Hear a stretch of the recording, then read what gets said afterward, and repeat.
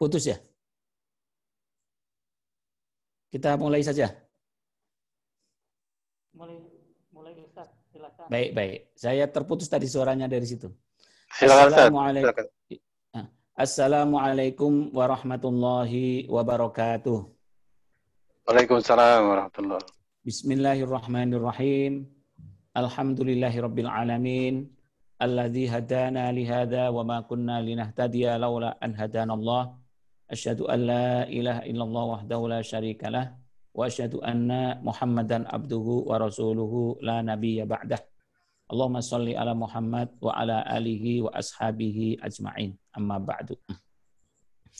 Bapak-bapak dan ibu-ibu dimanapun berada pada siang hari ini yang dimuliakan oleh Allah Subhanahu wa ta'ala, marilah kita senantiasa menggaungkan rasa syukur kita kepada Allah Subhanahu wa ta'ala atas semua nikmat karunia yang Allah berikan kepada kita. Walaupun dalam suasana pandemi COVID, kajian kita tidak bisa bertatap muka secara langsung, namun bersyukur juga kita masih bisa menyambung kajian ini walaupun dengan Zoom. Semoga ini tetap menjadi sarana terbaik yang Allah hadirkan kepada kita dan masih bisa mendekatkan kepada Allah Subhanahu wa ta'ala, mengenal saudara-saudara kita di berbagai negara. Bapak-bapak dan ibu-ibu yang dimuliakan oleh Allah, topik kita pada siang hari ini adalah Islam di benua Eropa, di mana saya ambil judul adalah perkembangan agama Islam atau umat Islam di negara Italia. Saya rasa dari kita semua ini tidak ada yang nggak tahu negara Italia, negara yang sangat terkenal ya, terkenal. Apalagi kalau minta maaf kalau orang Kristen dia mesti tahu ya Italia, karena di sana ada Roma, ibu kota Italia, dan sekaligus ada kota Vatikan, tempat bertapaknya paus ya, paus di situ. Jadi kalau semua orang Kristen pasti tahu. Orang Islam juga tahu karena hubungan Islam dengan Kristen ini ya ada hubungan kadang-kadang perang, kadang-kadang berbuat baik, begitulah. Intinya Italia tidak usah kita ceritakan ya. Semua orang sudah tahu. Namanya Republik Italia.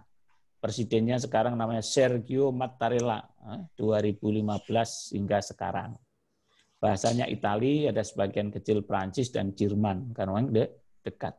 Penduduknya cukup banyak, 60,5 juta gitu ya. 60 juta, dekat 60 juta 500-an ribu. Ini sensus tahun 2017.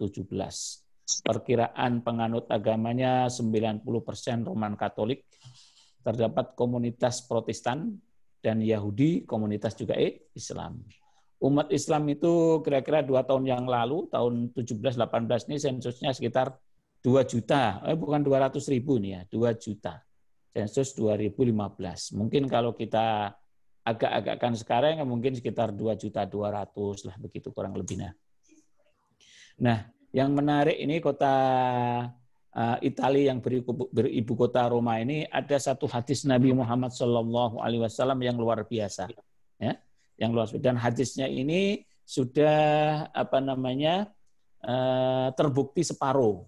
Yang separuh lagi ini sedang kita mau buktikan atau kita tunggu kapan terjadinya, yaitu penaklukan kota Roma itu sendiri. Ya. Kita baca hadisnya. An Abi Qubail qala kunna inda Abdullah bin Amr bin As, ya. Wa su'ila ayyul madinataini tuftahu awalan, al-Qastantiniyatu au Rumiyatu. Fada'a Abdullah bin Sundukin lahu khalaq. Qala fa akhraja minhu kitaban. Qala fa qala Abdullah bainama nahnu hawla Rasulillah sallallahu alaihi wasallam naktubu itsu ila Rasulullah sallallahu alaihi wasallam ayyul madinataini tuftahu awalan, Aqastontiniyatu au Rumiyatu. Faqala Rasulullah sallallahu alaihi wasallam madinati Hurqul tuftahu awalan, yakni Konstantinia. Jadi rupanya Rasulullah Shallallahu Alaihi Wasallam ini jauh sebelumnya sudah memberitahukan kepada para sahabat bahwa suatu saat umat Islam itu akan sampai di sana. Namun pertanyaan ini sangat menukik. menuju pada satu permasalahan yang luar biasa. Satu hari kami sedang bersama Amr bin As. Ya, Amr bin As ini salah seorang sahabat yang sangat terkenal ya, cerdas, pandai, ahli diplomasi, panglima perang, juga gubernur yang mumpuni. Ya. Terakhir beliau menjabat gubernur di Mesir pada zaman Khalifah Umar bin Khattab radhiyallahu anhu. Ditanya, dua kota mana yang akan ditaklukkan lebih dahulu? Tentunya yang menaklukkan di sini adalah umat Islam, bukan orang lain. Ya. Karena sahabat bertanya kepada Rasulullah SAW waktu itu. Dan yang ditanya Amr bin As, karena Amr bin As mempunyai catatan. Ditanya, Konstantinia, maksudnya Konstantinopel, yang sekarang sudah nggak ada kota Konstantinopel. Namanya, kotanya masih ada. Namanya sudah diganti dengan Istanbul. Yaitu terjadi pada zaman Turki Utsmani tahun 1453. Jadi Konstantinopel ini sudah ditaklukkan, ya, diganti dengan Istanbul. Au Rumiyatu, Rumia di sini adalah Roma, Vatikan sekarang ini. Ya.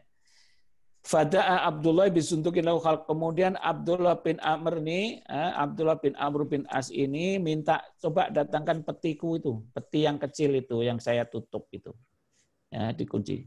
Kemudian dikeluarkan catatannya dari situ, ya, peti ya apalah tempat untuk menyimpan tulisan penting. Fa akhraja minhu kitaban, ya. Dia cerita begini, ketika kami suatu hari berada di samping Rasulullah, haula Rasulullah, sekitar Rasulullah, artinya berdekatan, ya, bersama-sama dengan Rasulullah. Ketika kami menulis, ya, menulis hadis yang sedang dikeluarkan Rasulullah, tiba-tiba seseorang bertanya kepada Rasulullah, kota mana yang dibuka dulu ya Rasulullah? Konstantinopel atau Roma? Rasulullah SAW menjawab, Madinatu Hurqul tuftahu awalan, yaitu kota Konstantinopel akan dibuka lebih dahulu, dibebaskan lebih dulu. Nah, artinya masih satu kota lagi nih, yaitu kota Roma yang belum dibuka. Karena ini hadisnya satu paket kalau bahasa kita, satu kalimat, ya. Dan terbukti sudah separuh. Konstantinopel sudah dibuka kira-kira hampir 500 tahun yang lalu. Terjemahnya hadis diriwayatkan oleh Imam Ahmad. Ya, Imam Ahmad, Ad-Darimi, Ibnu Syaibah, hadisnya sahih. Hadisnya sahih. Nah, ini kalau di Mu'jam Buldam untuk memastikan Rumiyah itu mana, kota Rumiyah itu seperti dijelaskan dalam kitab Mu'jam Al-Buldan. Jadi ensiklopedi kota-kota. Ya, jadi umat Islam dulu itu ada menulis namanya ensiklopedi kota-kota besar yang ada pada waktu itu. Ditulis. Nah, Rumiyah itu adalah Roma. Panggilan untuk Roma. Penaklukan kedua kota ini adalah sesuatu yang pasti akan terjadi. Nah, ini seorang ulama yang terkenal namanya Dr. Yusuf Al-Qardawi, ya, menafsirkan tentang Roma ini. Beliau pernah ditanya, ya Syekh, beliau masih hidup ya, usianya sudah sepuh, sekitar 90 tahun. Tinggalnya di Qatar. Namun beliau masih cerdas, tidak ada pikun sama sekali. Umurnya 90-an tahun, tinggal di Qatar. Namanya Dr. Yusuf Qardawi. Betulkah Roma akan ditaklukkan pada abad ini? Tanyaannya pada abad ini. Menurut beliau, penaklukan Roma di masa yang akan datang melalui dakwah. Juga bukan melalui perang fisik seperti pada masa lalu. Melainkan dengan pena, buku, internet, dan dakwah. Ya. Artinya secara natural orang Islam masuk di situ sedikit demi sedikit, banyak yang masuk Islam. Kemudian lama-lama Islam menjadi mayoritas dan ditaklukkanlah itu. Itu kalau pandangan beliau menjawab pertanyaan. Namun ada pertanyaan jawabannya kedua. Namun tidak menutup kemungkinan melalui jihad besar. Sebagaimana Konstantinopel ditaklukkan. Dan boleh jadi penduduk Italia sendiri yang melakukan setelah mereka memeluk Islam. Boleh jadi. Kayak di negeri kita ini. Ya. Ini dari saya sendiri, bukan dari orang lain. Nah, tapi dari pendapat orang lain juga lah. Negeri kita kan bukan ditaklukkan jenderal Arab, ditaklukkan pasukan besar, tapi masyarakat kita ini yang menerima Islam dengan sukarela. Ya. Kemudian berdirilah kerajaan-kerajaan Islam, dan dari orang-orang kita sendiri. Kemudian meluas dan Islam menjadi mayoritas. Akhirnya apa? Presiden Indonesia pun orang Islam. mayoritas anggota parlemen orang Islam, mayoritas menteri-menterinya orang Islam, mayoritas publik juga umat Ya, Bu. Islam. Ya, baik. Apa? Innalillahi wa inna ilaihi raji'un. Oh, ada yang meninggal dunia? Yang Bapak Ustaz mungkin ngobrol. Teruskan saja ya, baik ya. Yes. Rupanya umat Islam ini sudah pernah menguasai sebagian wilayah Italia dan sebagian besarnya yang kita kenal namanya Sisilia. Sisilia ini yang sebelah utaranya Libya, utaranya Tunisia. Nah, ini pas nih. Saya ada mapnya kan, ada mapnya bisa dilihat, itu Sisilia. Itu adalah wilayahnya Italia. Pernah di bawah umat Islam hampir 3 abad nih, hampir 3 abad. 3 abad kurang dikit, berarti lama, 280-an tahun begitu ya. Yaitu pada zaman namanya dinasti Aghlabiyah, ya, dinasti Aghlabiyah. Waktu itu Aghlabiyah itu di bawah dinasti Abbasiyah yang ada di Baghdad. Namun dalam perjalanannya Aghlabiyah itu memisahkan diri. Jadi di bawah kekuasaan Ziyadatullah berhasil menaklukkan Sisilia dari kekuasaan Bizantium. Dinasti Aghlabiyah merupakan sebuah kekhalifahan Muslim Arab yang menguasai Afrika meliput Aljazair, Tunisia, dan Tripolisi. Nah, ini pertanyaan luas nih Aghlabiyah ya. Ini pada zaman itu umat Islam kerajaannya sudah pecah-pecah banyak. Ya. Untuk menaklukkan dominasi Bizantium di Sisilia, dinasti Aghlabiyah diperkuat 10.000 pasukan infanteri, 700 pasukan berkuda, serta 100 kapal perang. Berbekal kekuatan itulah pasukan Muslim bawah komando Asad ibnu Furat. Nah, ini yang sangat menarik ini. Karena panglima perang Asad bin Furat itu usianya 70 tahun. Ya. 70 tahun. Kalau pegawai negeri ini sudah pensiun ya, 55 tambah 58 ya. Kalau dosen yang serdos itu paling tinggi 65, ya, 65 baru pensiun. Nah, ini udah 70 tahun. Itu semangatnya luar biasa dan berhasil mengalahkan Bizantium, Bizantium Romawi Timur yang pusatnya ini di sini ini. Ya. Ini hampir 2-3 abad Sisilia dikuasai Islam.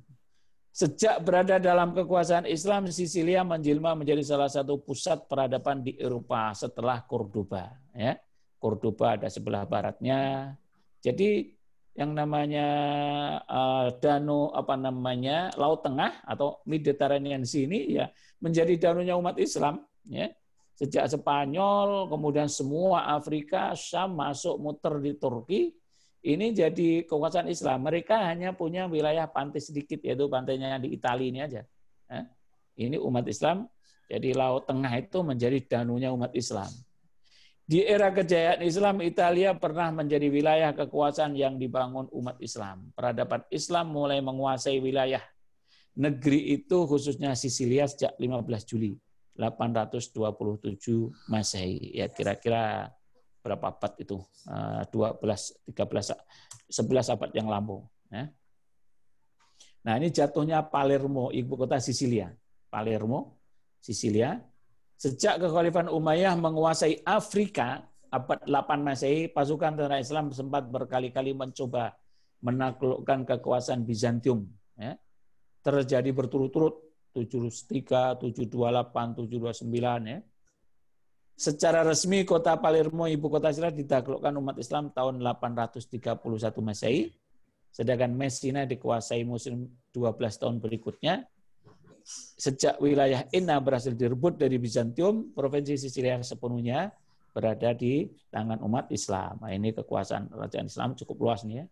Tinggal pulau besarnya Italia yang ada Romanya di sini yang belum tersentuh, Ya. Begitulah Islam membawa peradaban pada abad pertengahan, di mana Eropa waktu itu disebut abad ke-8. Ya. Sisilia menjadi makmur di bawah Islam. Praktek toleransi Islam di Italia yang mengagumkan. Ya. Artinya apa? Islam ini tidak pernah mendolimi, rakyat yang di bawah kekuasaannya. Orang minoritas, tidak ada sejarahnya Islam mendolimi minoritas. Ya. Di bawah kekuasaan Islam, Sisilia menjadi provinsi yang multi etnis. Beragam suku etnis seperti orang Sisilia, Arab, Yahudi, Barbar, Persia, Tartar, Negro berbaur dalam toleransi dan keharmonisan. Tidak ada pembantaian terhadap penduduk yang beragama Nasrani. Ya, nggak jauh berbeda, termasuk yang bisa dijadikan contoh ini adalah negeri kita ini, NKRI ini luar biasa itu. Ya, terdiri dari berbagai suku, dari Papua sana, Papua, ada Bugis, ada Timur Timur, ada Bali, terus ada Jawa, ada Sunda, ada Aceh, Batak. Ini terus terang kalau di negara luar Indonesia ini termasuk yang menjadi sorotan kebaikan. Bagaimana berpuluh-puluh etnis ini bisa hidup dengan baik, tidak berantem, tidak berantem. Bahkan kadang-kadang yang kita dengar yang membuat kekisruhan itu malah kadang-kadang ya yang di luar Islam, ya di luar Islam. Ya secara tidak langsung yang bisa kita pahami bahwa negeri kita ini yang menyatukan adalah karena sama-sama memeluk agama Islam. Itu barangkali ya salah satunya. Nah ini dulu juga begitu. Di Sisilia ini banyak sekali etnis dan suku bisa hidup bersama di bawah Islam. Penduduk Sisilia yang beragama Nasrani dilindungi dan dihormati. Kebebasan dalam menjalankan aktivitas peribadatan. Penguasa Muslim hanya membebankan pajak kepada penganut agama Nasrani. Hak milik dan usaha mereka dilindungi penuh oleh penguasa Islam. Ini di mana-mana kalau kita lihat, ketika Islam ini dijalankan dengan baik oleh penguasanya, maka kemakmuran, toleransi berjalan dengan sebaiknya. Kemakmuran dan kejayaan ya Italia ketika di bawah Islam, yaitu di Sisilia. Keberhasilan pertanian Sisilia di bawah kekuasaan umat Islam menjadikan pertanian menjadi terkenal di bidang ekspor. Jadi banyak orang-orang Eropa ini ya, mengambil barang-barang ekspor dari umat Islam. Karena umat Islam sudah mengetahui cara irigasi pertanian yang sangat bagus, ya. Jauh dari orang-orang Eropa. Seni dan kerajinan tangan menjadi berkembang. Palermo, ibu kota Arab Muslim di pulau itu memiliki 300 penduduk, lebih banyak dari hasil penggabungan seluruh kota di Jerman. Ya. Begitu kalau umat Islam waktu itu jaya, kotanya ramai, bagus, pemerintahnya adil. Ya. Pada awal abad 11, umat Islam menjadi setengah populasi di Sisilia. Ini luar biasa, 50% abad 11 di Sisilia. Bangsa Arab mendominasi utara pulau di sekitar Palermo, bangsa Barbar di sekitar Agrigento, jumlah umat Islam sekitar 300.000. 300.000 ya, ini salah, ini bukan 3 juta ini. Kebanyakan titik. 300.000. 3 juta mah belum ada lah, sekarang juga. Jadi dari Sisilia umat Islam mulai pindah ke daratan utama dan menguasai Calabria. Daratan utama ini maksudnya adalah pulau besarnya Italia. Ya. Ini Fatimia, ini Sisilia, ini mulai masuk di sini umat Islam ini. Pada tahun 835, kemudian 837, Adipati Naples berjuang melawan Adipati Benevento, ini bahasa Jawa ini, yang diminta oleh bangsa Muslim untuk membantu. Artinya ya gubernur lah ya, pejabat tinggi dia. Karena umat Islam ini sudah masuk dari sebelah mana ini? Sebelah timur. Ini ke Roma itu nggak jauh lagi nih. Pisa di sini, ini Roma nih. Sudah masuk dari sini. Ya. Pada tahun 840 kota Taranto dan Bari jatuh ke tangan umat Islam, dan pada tahun 841 Brindisi juga mengalami kekalahan dari umat Islam. Jadi sudah dekat nih Bari, Salermo, kalau mudah sini. Ini mereka sudah ketakutan ini tahun-tahun sekian ini ya, umat Islam. Namun berhubung takdirnya Roma itu belum jatuh ya belum bisa. Kayak dulu takdirnya Konstantinopel ya, diserang sampai 8 kali pun tidak berhasil. Namun umat Islam pada waktu itu sudah melakukan usaha 3 kali. 3 kali untuk menaklukkan yang namanya Roma. Ya. Pada tahun 843, 846, dan 849. Namun belum berhasil. Ya. Belum berhasil. Karena kalau kita lihat hadis Rasulullah SAW, coba kita bayangin kan, kota mana yang ditaklukkan dulu? Ya, Kota mana yang ditaklukkan dahulu? Ya Konstantinopel. Ya. Konstantinopel aja kalau tahun itu belum ditaklukkan. Ya. Belum ditaklukkan. Jadi ya belum dapat izin dari takdir Allah Subhanahu wa Ta'ala.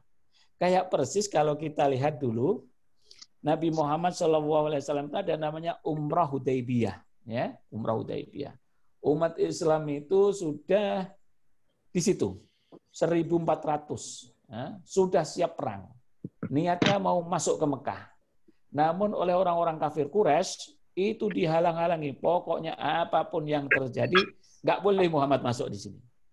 Itu kalau hitung-hitungan keberanian, nekat-nekatan, umat Islam niatnya jihad dengan berdarah-darah, itu kayaknya juga bisa menaklukkan Mekah itu. Karena orang Mekah sudah ketakutan. 1400 Rasulullah dan sahabatnya udah niat siap mati, siap syahid. Namun karena itu belum takdirnya, di Lauh Mahfud itu belum ditulis pada tahun itu, orang-orang itu belum. Karena di kitab Perjanjian Lama disebutkan bahwa Nabi nanti akan menaklukkan Mekah ini dengan membawa 10.000 pasukan. Nah, makanya Fathu Mekah itu terjadi 2 tahun setelah itu, setelah Nabi Muhammad bawa 10.000 pasukan. Jadi pas beritanya yang di Taurat itu 10.000 pasukan di bawah Nabi Muhammad. Karena nggak ada kalau di kitab Taurat itu Nabi siapapun yang membawa tentara sebanyak 10.000, itu nggak ada. Hatta Nabi Sulaiman nggak ada ceritanya. Bahkan kalau Nabi Sulaiman ya ada burung tentaranya, ada jin, ada binatang-binatang. Ya. Kemudian siapa yang perang? Nggak ada. Nah, itu memang pas pemberitahuan Allah di kitab Taurat itu ya Nabi Muhammad. Ya sama seperti ini juga. Walaupun usaha sekuat tenaga belum diijabah oleh Allah Subhanahu wa taala. Namun mereka sudah dapat pahala. Kan Allah itu tidak memberikan pahala amal seseorang itu karena hasilnya, tapi karena amal dan usahanya. Ini yang Allah berikan pahala. Baik. Akhirnya ketika dibawa Islam ini, Sisilia menjadi pusat peradaban di Eropa. Jadi sejak berada dalam kekuasaan Islam, Sisilia menjelma menjadi salah satu pusat peradaban di Eropa setelah Cordoba dan Spanyol. Karena begitu mudah umat langsung mentransfer ilmu yang berkembang pada waktu itu. Ilmu yang dari Eropa, ilmu yang dari Baghdad, yang dari Mesir, ya. Ulama-ulama datang di sana mengajarkan Al-Qur'an, hadis, peradaban, ilmu lain. Jadi pusat tempat belajar manusia di situ. Bangunan masjid tersebar di seluruh kawasan Sisilia tak hanya menjadi tempat ibadah semata. Masjid-masjid juga berfungsi sebagai sekolah, ya. Tempat bersemainya benih peradaban dan ilmu pengetahuan. Orang-orang Eropa seperti Jerman, Normandi, dan khususnya orang-orang Italia di situ kalau belajar di Palermo. Nah, ini hebatnya itu. Sebab kalau mau ke Baghdad jauh, kalau mau ke Spanyol juga jauh. Yang paling dekat ilmu yang dibawa Islam ya di Sisilia yang ibu kotanya Palermo itu. Nah, ini adalah contoh dari bangunan-bangunan peninggalan umat Islam ya, yang ada di Sisilia. Nah, ini juga masih peninggalan ada di sana. Diriwayatkan oleh Ibnu Haukal. Ini salah seorang penjelajah, juga seorang ahli sejarah, Ibnu Haukal dan Sisilia. Penjelajah Arab terkemuka Ibnu Haukal menggambarkan suasana Palermo, ibu kota Sisilia yang berada di wilayah Italia Selatan pada tahun 972 Masehi. Ya, sekitar 10 abad yang lalu ya. 1000 tahun yang lalu, sebagai kota dengan 300 masjid. Ya. Kota dengan 300 masjid. Dalam catatan perjalanannya, Al-Masalik wal Mamalik, Ibnu Haukal mengaku tidak pernah menemukan sebuah kota dengan jumlah masjid sebanyak itu. Sekalipun luasnya 2 kali lebih besar dari Palermo. Nah, ini salah satu peninggalan masjid yang ada di Sisilia, di Palermo, yang dijadikan museum lah, jadikan katedral. Ini yang terkenal. University of Palermo maksudnya. Ini termasuk salah satu-satunya universitas yang pertama, lembaga pendidikan tinggi yang ada di Italia itu ada di Palermo, di bawah umat Islam. Pada saat yang sama, turis Muslim kuno itu juga menyaksikan kehebatan Universitas of Palermo. sebuah perguruan tinggi Islam terkemuka di kota Palermo, Sisilia. Hampir selama 3 abad lamanya umat Islam di era keemasan berhasil mengibarkan bendera kejayaan dengan peradabannya yang terbilang sangat tinggi di wilayah otonomi Sisilia tersebut. Di bawah kekuasaan Islam, Sisilia memiliki universitas Islam terkemuka. Sekolah-sekolah di wilayah itu dilengkapi dengan asrama siswa dan mahasiswa. Banyak remaja dan anak muda dari berbagai penjuru Eropa menimba ilmu di sekolah dan universitas Islam di Sisilia. Ini luar biasa. Jejak kejayaan Islam di Sisilia. Ada buku-buku, baik bahasa Inggris, terjemah, dan lain sebagainya. Jadi maju dari ekonomi, maju dari pendidikannya, maju dari politik dan militernya, maju semuanya. Akhir abad 10, sejarawan bernama Udovic menjelaskan betapa Sisilia telah menjelma menjadi pusat perdagangan di dunia Mediterania. Kawasan itu bersama Tunisia menjadi persimpangan rute perdagangan. Jadi kalau orang-orang Afrika ini mau menjual dagangan-dagangannya ke Eropa lewat Sisilia. Karena di situ aman, damai, penguasanya Islam. Kafilah dari Sijilmasa itu daerah ini bawahnya Maroko, hampir Afrika Tengah tapi bagian barat, membawa beragam komoditas dari Afrika dan Maroko untuk dijual ke Palermo, Mazara. Jadi pusat perdagangan. Nah, ini runtuhnya Sisilia termasuk masih awal ya. Akhir abad 10 Sisilia menjadi produsen utama kain sutra. Nah, sayangnya kekuasaan umat Islam di sini harus berakhir pada tahun 1061 ya. Kekuatan umat Islam yang lemah dimanfaatkan bangsa Normandia. Bangsa Normandia itu bangsa Italia ke atas tuh. Daerah dekat-dekat Jerman. Atasnya lagi itu disebut Normandia. Sejak itu dominasi Islam pun lenyap dari bumi Sisilia, meski begitu pengaruh dan peradaban yang diwariskannya masih tetap bertahan hingga sekarang. Nah ini Islam dikikis habis di Sisilia mulai 1061. Saya ambil dari bahasa Inggrisnya ini masih after the Norman liberation. There were no Muslim left in Sicilia. Nggak ada umat Islam lagi yang tinggal di Sisilia, Malta, Sardinia, semuanya sudah menyerah ya di bawah pendudukan, dan mereka orang Kristen punya semangat all the Muslim were converted to Christianity. Semua umat Islam dipaksa untuk menjadi orang Kristen. Maka dengan cepatlah Islam di sana itu jadi hilang. Jadi karena ada pemaksaan yang sangat rasis sekali. Baik. Jadi setelah itu tenggelam itu yang namanya Sisilia bertahun-tahun, ya, bertahun-tahun, bukan puluhan tahun sampai 400 tahun baru berhasil dikuasai Islam kembali. Nah, ini termasuk yang luar biasa. Dan negeri Islam sudah tidak dikuasai ratusan tahun, tapi sekarang jatuh lagi di kekuasaan Islam lagi. Ini salah satunya adalah Sisilia.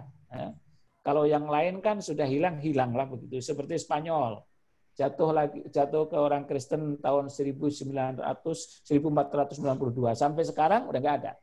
Namun setelah 400 tahun Khilafah Turki Utsmani tahun 1453 beliau menduduki Konstantinopel, Muhammad Al-Fatih tahun 1475 dan 479 menguasai Venesia, Yupin di Yunani, dan seterusnya dia menguasai Italia, Sisilia tadi dikuasai lagi, ya. Yaitu tepatnya pada tahun 1499 sampai 1503 dikuasai lagi, ya. Tahun 15 baik. Nah, ini kalau kita lihat petanya, inilah kekuasaan Turki Utsmani, dia terbentang di 3 benua, ya.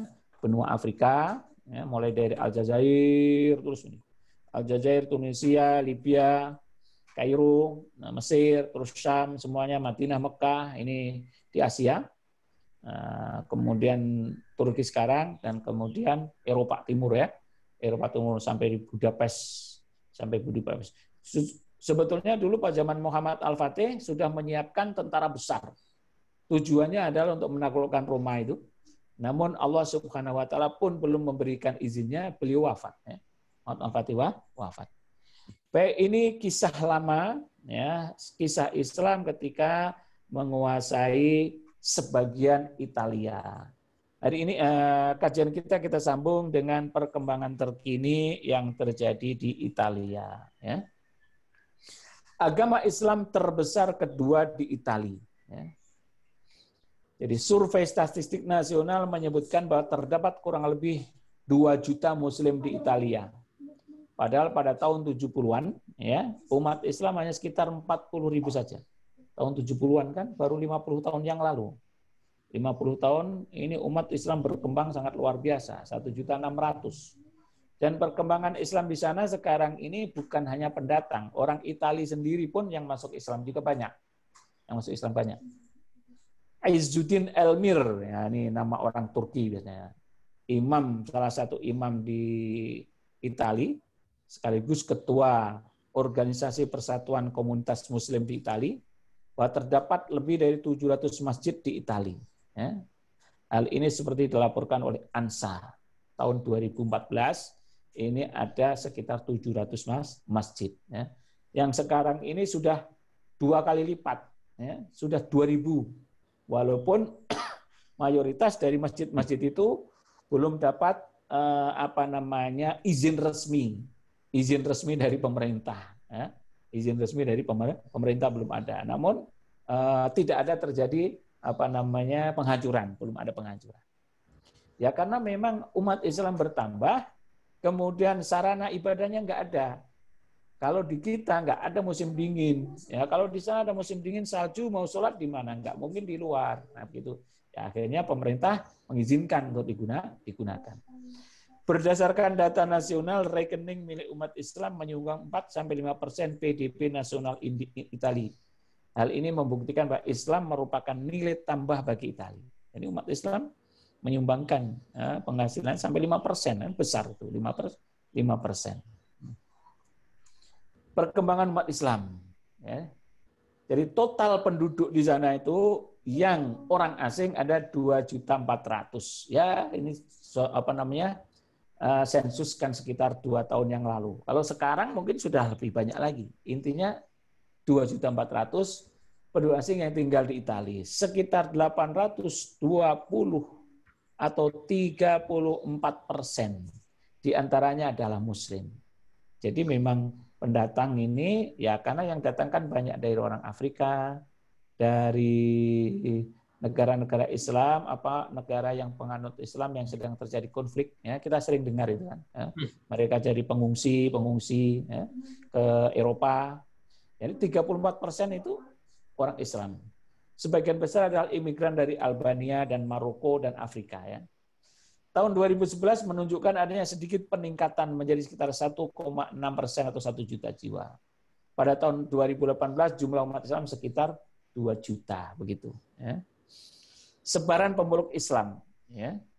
Wali Kota Milan mengumumkan bahwa jumlah warga Muslim di kotanya meningkat 20 kali lipat dibanding 13 tahun yang lalu di Milan. Ya, Milan. Mereka berasal dari berbagai negara, ada Iran, ada Mesir, Ethiopia, Maroko, Albania, dan lain-lain. Ya. Syiar Islam di Vatikan. Ini foto umat Islam di sana. Ya, wajahnya wajah-wajah orang Arab, ya, orang Mesir, orang Maroko. Ya. Ini ketika mereka buka puasa bersama. Ya, buka puasa bersama. Uni Komunitas Islam Italia atau Persatuan Komunitas Umat Islam di Italia menyatakan 70.000 warga Italia memeluk Islam. Ya, 70.000 itu sudah suatu yang luar biasa.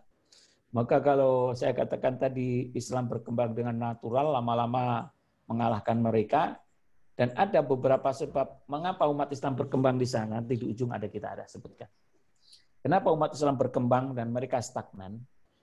Menurut komunitas Islam itu meningkatnya jumlah warga Italia memeluk Islam karena krisis ekonomi dan nilai yang melanda mereka. Menurut Izzuddin, tercatat 150.000 Muslim berkewarganegaraan Italia, 1,5 juta penduduk Muslim tahun 2010. Ini tahun 2010. Baik.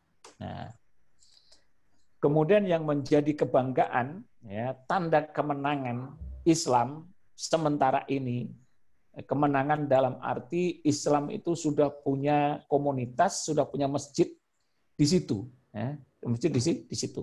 Sama juga dulu ketika Konstantinopel itu belum ditaklukkan, banyak terjadi perjanjian dari khalifah-khalifah yang berperang itu, syaratnya kita harus boleh membangun masjid di Konstantinopel. Ya, ketika perang melawan Turki Seljuk, ketika perang melawan Harun al-Rasyid zaman Abbasiyah, kami harus dibolehkan membuat masjid. Nah, ini udah kemenangan.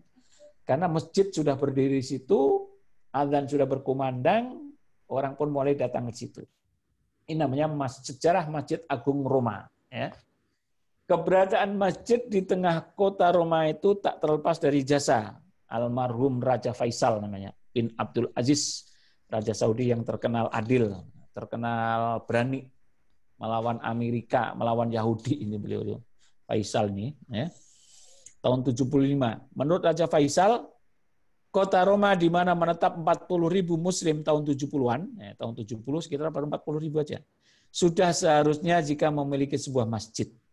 Rencana Raja Faisal itu terrealisasi tahun 74, ketika Presiden Italia berkunjung ke Saudi. Dalam pertemuan itu, dia mengatakan rencana bangunan masjid ini selain sebagai tempat ibadah,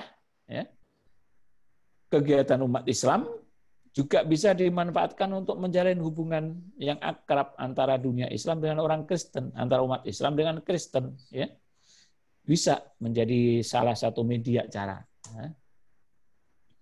Nah, Presiden Giovanni waktu itu menyambut baik usul Raja Faisal. Ya. Bahkan berjanji akan menyediakan tanah untuk lokasi pembangunan masjid di Roma. Tahun 75, Presiden Leone dan Wali Kota Roma, Carlo Argan, menyumbangkan tanah seluas 30.000 meter persegi di Roma kepada pusat kebudayaan Islam di Italia. Nah, jadi ternyata sudah futuh ini, sudah diberikan kemenangan, ya, karena ada tanah disumbangkan 30.000 meter persegi, ya, sebagai bentuk hubungan Italia. Tanggal 11 Desember 84 dilakukan peletakan batu pertama pembangunan Masjid Roma oleh Presiden Italia sendiri, Alessandro Partini namanya. Bukan orang Jawa ya, Partini ya, tapi orang sana kadang-kadang kayak dekat dengan orang Jawa, ada namanya Bagio gitu ya. Alessandro Partini. Sementara peresmiannya dilakukan pada 23 Muharram atau tahun 95.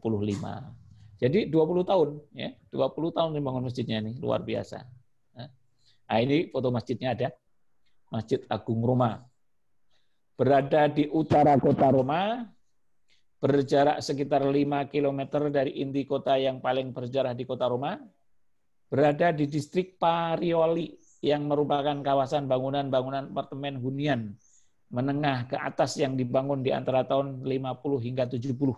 Ya. Letak persisnya berada di ujung Taman Villa Adapak. Ini kalau bapak-bapak yang pernah sampai ke sana bisa menceritakan ke kita. Minta maaf, Ustadz sendiri belum pernah sampai ke Roma. Kemarin baru ada mau rencana ke sana ini, KNRP. KNRP mau ke sana, kita kerjasama dengan LSM Kristen untuk ketemu Paus. Ya. Mereka yang mau memfasilitasi kita, karena dia senang.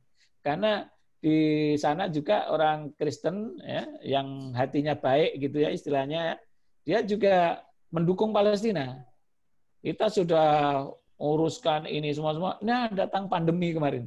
Jadi datang pandemi pas puncak-puncaknya itu, Italia pun banyak kena pandemi corona juga, ditutup, ya sampai sekarang masih belum dapat izin untuk ke sana.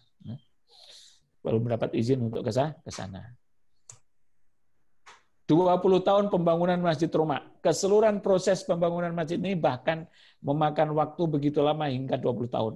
Ya, sejak tahun 75 dan berakhir pada tahun 1995. Sampai proses perencanaan pembangunan hingga peresmian masjid menjadi salah satu bangunan yang paling banyak menyita publikasi dunia di abad 20 waktu itu ya.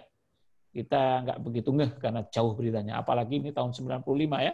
Kita pun belum buka masalah belum internet dan belum booming kayak zaman sekarang. Tapi di daerah Eropa itu menyita terus. Karena orang-orang Kristen gimana ini? Ini kan pusatnya Kristen, masa ada masjid di sini? Masa ada masjid? Nggak mungkin ini. Ternyata presidennya juga harus bijak menanggapi tanggapan-tanggapan miring dari rakyatnya maupun dari dunia luar. Dan dibangun pula Islamic Center Roma, dibentuk tahun 1909, dan upaya memberikan sarana bagi Muslim yang tinggal di rumah serta berusaha mewujudkan kebutuhan tempat ibadah. Dibuat juga di sampingnya masjidnya itu. Nah, ini salah satu contoh bentuk bagaimana orang Itali itu sangat tidak toleran, sangat tidak setuju dengan adanya masjid. Dan ini kita kenal yang namanya Benito Mussolini, sang rasis, diktator Itali. Pernah ditanya, ini sebuah cerita dan ini berkembang luas di mereka. Di tengah masyarakat dalam periode tahun 20-an, ketika Mussolini ditanyakan tentang kemungkinan untuk membangun masjid di kota Roma, Mussolini yang memang biangnya rasisme itu menjawab, bila mereka mengizinkan saya membangun gereja di kota Mekah, maka saya akan setuju mereka membangun masjid di kota Roma. Intinya itu tidak bisa menerima. Tahun-tahun 20-an. Namun sekarang terbalik. Ya. Mussolini umurnya pun sebentar, Islam ini sampai hari kiamat. Sekarang Masjid Roma telah berdiri megah dan Mussolini sudah mati. Sementara tidak ada gereja di Makkah. Ya. Alhamdulillah, ini luar biasa. Ini bukti bahwa agama kita ini Islam agama yang hak, agama yang benar, ya. Karena semua sabda, semua firman Allah itu terbukti, ya. Artinya Mekah ini adalah ibu kotanya umat Islam, tempat untuk mentauhidkan Allah Subhanahu wa taala. Jangankan masjid, Dajjal pun divonis tidak bisa masuk situ. Tidak bisa masuk Mekah dan tidak bisa masuk Madinah. Hari ini pun terbukti juga. Kota Mekah nggak boleh dimasuki oleh orang-orang kafir, kan perintahnya begitu. Tapi kalau ada yang nyuri-nyuri ya kita nggak tahu. Tapi secara hitam putih kan nggak boleh. Nah ini menunjukkan bahwa Islam itu memang suatu saat memang akan menang di sana. Islam menembus jantung Roma. Nah ini Islamic Center nih. Islamic Center Roma kemudian dibentuk tahun 59 dan upaya memberikan sarana bagi Muslim yang tinggal di Roma. Menyadari begitu tingginya kebutuhan bagi kehadiran masjid di Roma, Vatikan kemudian mengeluarkan dekret. Nah, Vatikan langsung nih, tahun 63, yang menyatakan dengan tegas bahwa Vatikan tidak menentang pembangunan masjid di Roma sepanjang bangunan masjid tersebut dibangun di lokasi yang tidak terlihat oleh Basilika Santo Petrus. Itu syaratnya katanya. Jangan sampai terlihat masjid ini dari sini katanya. Dari sini Santo Petrus yang terkenal itulah di Roma itu. Serta menaranya tidak lebih tinggi dari kubah Santo Petrus. Dan kemudian Islamic Culture Center Italia pun dibentuk secara resmi tahun 66, disahkan dengan dekret presiden. Dekret presiden. Pembangunan masjid untuk menjembatani Islam dan Kristen. Akhirnya dibangunlah masjid itu. Keinginan untuk membangun masjid di kota Roma semakin menguat. Tahun 72 duta besar dan perwakilan berbagai negara Islam di Italia bersama-sama dengan perwakilan komunitas Muslim setempat melakukan pendekatan kepada Presiden bagi pembangunan Masjid Agung Roma, Centro Islamico Culture de Italia di Kota Tua Roma. Di Kota Tua Roma, akhirnya dibangun. Dibangun juga pusat kebudayaan Islam, tujuannya pembangunan pusat kebudayaan Islam juga dimaksudkan sebagai sarana bagi forum dialog internasional yang menjembatani Islam dengan dunia Barat. Ini desainnya ini antik juga, ini desain Masjid Agung Roma, desainnya Islamic Center-nya. Suatu saatlah semoga kita bisa pergi ke sana. Dana masjid ditanggung dunia Islam, subhanallah. Ini luar biasa nih ya. Jadi umat Islam punya kontribusi besar di sana itu yang diwakili negaranya masing-masing. 24 negara Islam menanggung biaya pembangunan masjid itu, ya. Dari Aljazair, Emirat, Bahrain, Bangladesh, Brunei, Mesir, Indonesia. Indonesia pun nyumbang juga. Irak, Jordania, Kuwait, Libya, Malaysia, Mauritania, Maroko, Oman, Pakistan, Qatar, Saudi Arabia. Saudi paling banyak. Paling menyumbang paling banyak adalah Saudi, ya. Senegal, Sudan, Tunisia, Turki, Yemen, dan lain sebagainya. Jadi itu kalau dari sisi persatuan, dari sisi penaklukan, udah menang umat Islam tuh. Seluruh dunia udah ada kontribusi bangun masjid di situ. Ya. Cuma kemenangan barangkali secara politik, secara ekonomi, nah itu kita tunggu saja. Nah, boleh jadi cucu-cucu kita atau cicit cucu kita yang kan menyambut hadis Rasulullah SAW. Saudi Arabia memberikan kontribusi terbesar bagi pendanaan proyek pembangunan tersebut. Ya, Saudi mempunyai peran besar di sini. Baik, setelah masjid itu jadi, kemudian Islamic Center pun jadi, maka umat Islam betul-betul mendapatkan satu karunia berkah yang besar dari Allah Subhanahu Wa Taala. Maka digunakanlah aktivitas-aktivitas Islam di sana, ya bisa seminar, kelas-kelas Islam, membahas permasalahan Islam ke depan di Islamic Center, dan yang penting juga diantaranya adalah bisa menjembatani orang-orang Kristen yang ingin kenal Islam, ingin masuk Islam, bisa masuk ke situ. Ya. Organisasi Muslim se-Italia bertatap muka, Niccolò Cusano, universitas yang berlokasi di Roma dipilih sebagai tempat berkumpul. Ya, di situ terjadi. Izzuddin Elzir, imam asal Florence, mengatakan Muslim menyumbangkan 4 hingga 5% pada produk. Nah, ini kita sudah cerita tadi ya. Baik. Muslim Itali bersatu bentuk konfederasi. Ya, ini umat Islam di sana punya konfederasi, punya persatuan. Kalau di kita itu mungkin ada FUI, Forum Ukhuwah lah kurang lebih, Forum Ukhuwah dan lain sebagainya.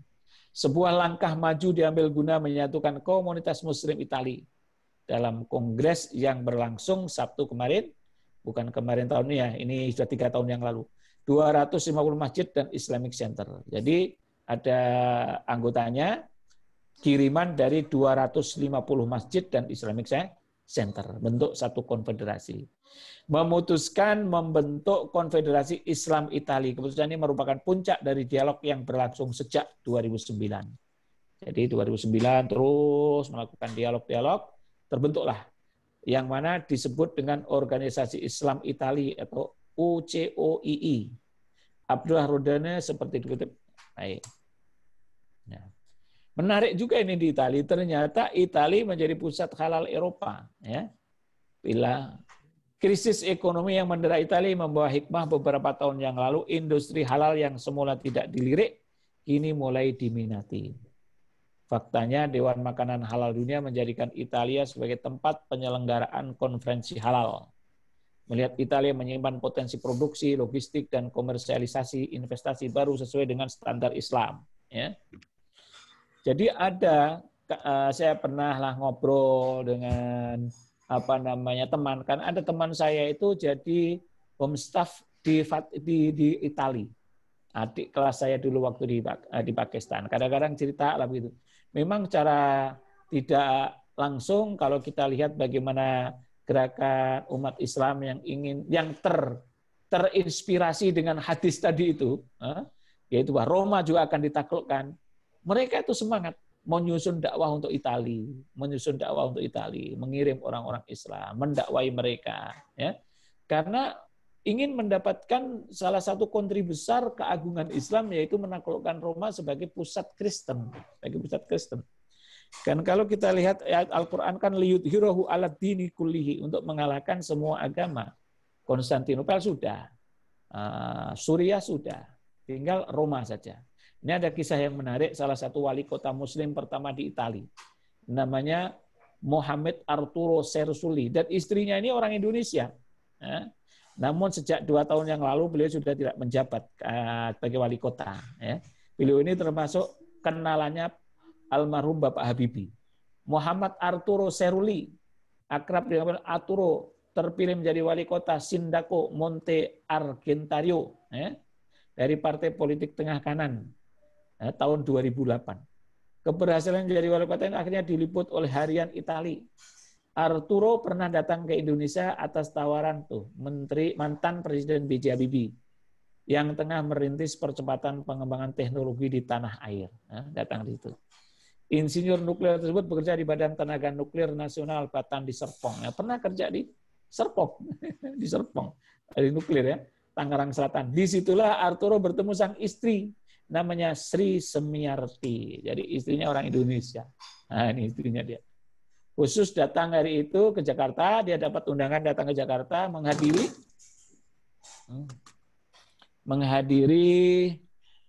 peluncuran novel Dini Fitria. Dini Fitria ini pernah tinggal di Italia, dia menulis novel dan dia termasuk yang membantu karena dilansir karena ia sempat membantu Dini selama wanita itu berada di Italia. Dini pun menggunakan sosok Arturo sebagai salah satu tokoh di dalam novelnya. Berhasil membuktikan kualitasnya hingga terpilih sebanyak 2 kali. Jadi bagus dia. Dia punya karakter, punya sifat, punya penampilan, punya jiwa kepemimpinan bagus. Jadi terpilih sampai 2 kali. Ya. Jadi dia sudah selesai masa pemerintahan, masa wali kotanya tahun 2018. Peningkatan jumlah umat Islam menjadi jumlah umat Islam dan masjid di Italia bertambah pesat. Ya. Jadi kalau dulu tahun 70-an sekitar 40.000, 2-3.000 ini orang Italia sendiri, hanya orang Italia. 2-3.000 itu orang Italia, tapi secara umum ada 40.000. Namun saat ini Islam menjadi agama terbesar kedua di Italia setelah Katolik. Ya. Di sana kan Katolik, Protestan kan ada. Protestan itu daerah Jerman. Ya. Tapi kalau Romawi ini, Roma ini adalah Katolik. Ya. Katolik. Bedanya Katolik kalau Protestan tuh, kalau Katolik itu masih menyembah patung, yaitu patung Nabi Isa, patung Bunda Maria disembah. Tapi kalau Protestan nggak nyembah patung. Ya. Tapi masih akidahnya juga masih 3 juga, artinya Trinitas itu. Sebaran umat Islam. Nih. Pekan ini terdapat laporan pertama tentang Islamisasi Eropa, katanya. Ya, ini pada 1 Januari 2019 umat Islam mewakili 30% orang asing yang tinggal di Italia. 30%, besar ya. Jadi orang asing yang ada di Italia itu 30%-nya umat Islam. Diikuti 29% umat Kristen Ortodok dan diikuti Katolik 18,6%. Ini yang orang asing ya, orang asing. Laporan itu berbunyi orang asing Muslim yang tinggal di Italia tumbuh 127.000 dibandingkan tahun 2018 ketika mereka berjumlah 1,45. Sementara jumlah orang Kristen turun 145.000. Kemanjangan Quran. Ini wah, sudah mau habis ini ya. Nah, ini sebab berkembang pesatnya Islam di sana. Ada 3 poin. Alasannya 8 dari 10 imigran adalah Muslim. Ya. Jadi kalau imigran datang itu yang dari Afrika, dari Irak, dari mana-mana, itu 8 dari 10 itu Muslim. Dan perempuan Muslimah melahirkan lebih banyak anak daripada penduduk asli Italia. Nah, jadi orang Islam banyak melahirkan. Diperkirakan tingkat kesuburan perempuan Muslim 2 kali lebih tinggi dari perempuan asli Italia. Ini bukan laporan pertama yang meningkatkan peringatan semacam itu. Ada sebuah laporan yang dibuat oleh Yayasan Belanda Sayap Kanan Gevira menyebutkan jika perkiraan resmi Eurostat benar, maka dalam 60 tahun atau dengan mempertimbangkan laju migrasi saat ini lebih cepat, 50% penduduk Italia akan menjadi keturunan Afrika katanya, atau Asia, dan mereka adalah para pemeluk Islam. Ya. Ini yang perkembangan Islam secara natural lah ya. Allah Subhanahu Wa Taala itu maha sabar, maha sabar. Kalau manusia kan kadang-kadang nggak sabar. Allah itu maha sabar, as-sabur. Jadi nambah terus. Ya kayak populasi Islam di Gaza, di Palestina itu sudah banyak itu kalah mulai Yahudi populasinya. Ya, banyaknya yang lahir. Yahudi sedikit yang lahir. Ini sama juga di Italia begitu. 2 kali lipat umat Islam di sana bentuk kelahirannya.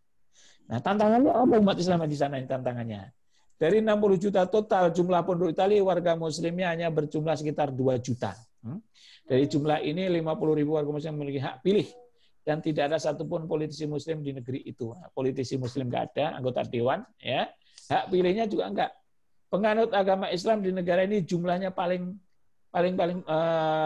besar jika dibanding penganut agama lain. Jadi umat Islam itu paling besar jika dibandingkan Yahudi, Buddha, Protestan yang juga sudah memiliki perwakilan resmi. Mereka ini punya perwakilan di pemerintah, umat Islam belum punya. Nah, ini yang menyedihkan ini, tantangan di sana. Sungguh menyedihkan, suara Islam di Italia selama ini memang kurang terwakili. Tidak seperti Yahudi, Buddha, Protestan. Islam secara resmi belum diakui keberadaannya oleh negara. Secara resmi, tertulis, belum diakui. Begitu ya. Namun, boleh hidup di sana. Dengan demikian, umat Islam memang harus terus berupaya untuk menyuarakan keberadaannya. Muslimah juga begitu, dapat tantangan. Di antaranya pakai jilbab, susah, Islamophobia, banyaklah di Eropa yang namanya Islamophobia ini. Wanita Italia menganggap wanita Muslim Italia yang rata-rata imigran Timur Tengah Afrika terlalu tertutup akibat mengikuti syariat Islam. Ini kata mereka. Umat Islam berharap pengakuan, ini di antara tantangan mereka. Islam kurang memperoleh pengakuan negara kebebasan beragama, jelas dia, tercantum dalam konstitusi, tapi tidak berdampak bagi komunitas Muslim. Secara de facto kami tak mendapatkan status resmi. De facto artinya undang-undang. Namun dalam pergaulan sehari-hari mereka mendapatkan juga, artinya toleransi dan lain sebagainya. Sudah lama Katolik mendapat tempat di hati pemerintah. Agama minoritas seperti Yahudi Buddha pun tak pernah memiliki hambatan menjalankan aktivitasnya. Pemerintah memberikan keleluasaan. Ada di sana kelompok separatis Liga Utara, penjigal berterusan keinginan umat Islam. Ya, di mana-mana ada namanya kelompok-kelompok seperti ini kan, ya. Separatis, dia selalu menjegal umat Islam dalam perjuangannya, Kesimpulan yang bisa kita, ini sudah jam 1:30, kesimpulan ya. Meski kontra Islam terus bergulir, ya Islamophobia, orang-orang yang fanatis dari mereka tadi. Namun alhamdulillah Islam di sana tetap eksis di Italia, ya. Hal ini terbukti dengan keberadaan Masjid Agung Roma yang merupakan simbol keeksisan dan kebanggaan umat Islam di seluruh dunia. Ya. Islam terus tersebar di Italia dengan pesat, apalagi ada jaminan hadis Nabi, ya, bahwa Roma suatu saat akan ditaklukkan umat Islam. Usaha sebesar apapun yang dilakukan orang yang tidak suka, kalau itu adalah sudah keputusan Allah, tetap akan bisa berjalan dan tidak bisa dibendung. Mereka hanya bisa menghambat-hambat saja. Pusat Kristen Katolik ini akan berubah menjadi pusat Islam, insya Allah. Sebagaimana Konstantinopel yang telah menjadi pusat Islam 500 tahun yang lalu sampai hari ini. Ya. Konstantinopel sampai hari ini. Sekarang disebut Istanbul. Bapak-bapak dan ibu-ibu jamaah Masjid Ulul Albab, dimanapun berada yang kami cintai, alhamdulillah kajian kita informasi dunia Islam tentang perkembangan Islam di negara Italia kami cukupkan sekian. Saya yakin banyak kesalahan dan kekurangannya. Kami mohon undur diri, saya serahkan kepada Bapak Moderator. Tafadhol. Alhamdulillah. Jazakallah khairan Ustaz. Masya Allah. Dibacakan begitu banyak ilmu pada siang hari ini. Waktu kita karena hanya 1:30. Saya mohon izin apakah ada pertanyaan? Ada permintaan aja nih di chat Ustaz, ada bukunya atau bisa share sejarah ini? Kira-kira ada bukunya nggak Ustaz? Bukunya itu buku tebel-tebel gabung jadi satu tuh. Saya ada sejarah Daulah Turki Utsmani, ada Daulah Abbasiyah, jadi gabung dari satu itu, kemudian saya rangkum-rangkum. Ya. Lumayan saya kerjanya hari ini. Biasanya ini saya siapkan ini 2-3 hari loh ini. Wah ini sejak diminta ini anak kerja keras untuk mengumpulkan bahan-bahan itu. Alhamdulillah ya itu dari buku-buku itu. Nah, Alhamdulillah. Suatu saat kita share lah buku-bukunya insya Allah itu. Tapi mayoritas ada yang masih bahasa Arab bukunya itu belum diterjemah. Ada yang bahasa Arab ya. Luar biasa Ustaz ya siang hari ini. Yeah. Kita dapat asupan yang luar biasa nih. Semoga sekali lagi bisa bermanfaat dan bisa kita ambil hikmah dan pelajarannya. Baik, sekali lagi mungkin kalau ada Pak Muslimin, ya. Mungkin tadi ini Pak Muslimin yang, apa namanya? Di chatting tadi ada yang nulis, Ustadz apakah ini boleh di-share? Saya jawab sangat boleh sekali. Ya monggo betul di-share ke teman-teman, adiknya, keluarganya, silahkan, monggo. Ya betul, maksudnya mau minta materinya Ustaz. Boleh, sudah Ya, saya kirim materinya. Ya, nanti tinggal di-share. Materi sudah ada sama panitia, nanti insya Allah akan di-share ke grup. Baik. Baik, kalau gitu kita cukupkan pertemuan kita siang hari ini. Sekali lagi semoga bermanfaat. Dan Amin. sebelumnya mohon Amin. Ustadz bisa menutup dengan doa, Ustadz, ya, juga Baik. semangat untuk kita agar Ya. tetap semangat walaupun dengan kondisi masih pandemi. Amin. Astaghfirullahaladzim, astaghfirullahaladzim, astaghfirullahaladzim. Bismillahirrahmanirrahim. Alhamdulillahirabbil alamin. Hamda yuafi ni'amahu wa yukafi mazidah. Ya Rabbana lakal hamdu kama yanbaghi li jalali wajhikal karimi wa 'azimi sultanik. Allahumma ighfir lana dzunubana wa khotoyana kullaha. Allahumma ighfir lil mu'minina wal mu'minat wal muslimina wal Amin. muslimat al ahya'i minhum wal amwat. Rabbana dzalamna anfusana fa illam taghfir lana wa tarhamna lanakunanna minal khasirin. Rabbana hab lana min azwajina wa dzurriyyatina qurrata a'yun waj'alna lil muttaqina imama. Allahumma inna abiduk banu abidik banu imaik nawasina biyadik. Madin fina hukmuk adlun fina qada'uk. Nas'aluka Allahumma bikulli ismin huwa lak sammaita bihi nafsak aw anzaltahu fi kitabik aw 'allamtahu ahadan min khalqik aw ista'sarta bihi fil ilmil ghaibi indak an taj'alal qur'anal azima rabi'a qulubina wa nura sudurina wa jalaa ahzanina wa dhahaba humumina wa humumina wa qa'iduna ila ridwanik wa ila jannatika jannatin na'im. Allahumma inna na'udzubika minal baras wal junun wal judam wa min sajil asqam ya arhamar rahimin. Ya Allah, ya Tuhan kami, lindungilah kami semua ini dari penyakit pandemi COVID-19 ya Allah, dari penyakit gila, dari penyakit junun, dari penyakit yang menyebabkan kami jadi tersiksa ya Allah. Ampunilah dosa kami ya Allah. Hilangkanlah, angkatlah penyakit pandemi ini dari bumi tercinta Indonesia dan dari dunia umumnya. Rabbana atina fid dunya hasanah wa fil akhirati hasanah wa qina adzabannar. Wa sallallahu ala Muhammad subhana rabbika rabbil izzati amma yasifun wa salamun alal mursalin walhamdulillahi rabbil alamin. Al-Fatihah. A'udzu billahi minasyaitonir rajim. Bismillahirrahmanirrahim. Alhamdulillahirabbil alamin. Iyyaka na'budu wa iyyaka nasta'in. Ihdinas siratal mustaqim. Siratal ladzina an'amta 'alaihim ghairil maghdubi 'alaihim. Mungkin dari kami saya cukupkan sekian. Apabila ada kesalahan dan kekurangannya, kami mohon maaf yang sebesar-besarnya. Wabillahi taufiq wal hidayah. Wassalamualaikum warahmatullahi wabarakatuh. Waalaikumsalam. Jadi saya pun sebagai pembawa acara juga mohon maaf bila kekurangan. Kita tutup majelis kita dengan doa kafaratul majelis. Subhanakallahumma wa bihamdika asyhadu an la ilaha illa anta astaghfiruka wa atubu ilaik. Assalamualaikum warahmatullahi wabarakatuh. Gurunya itu matunya Umi.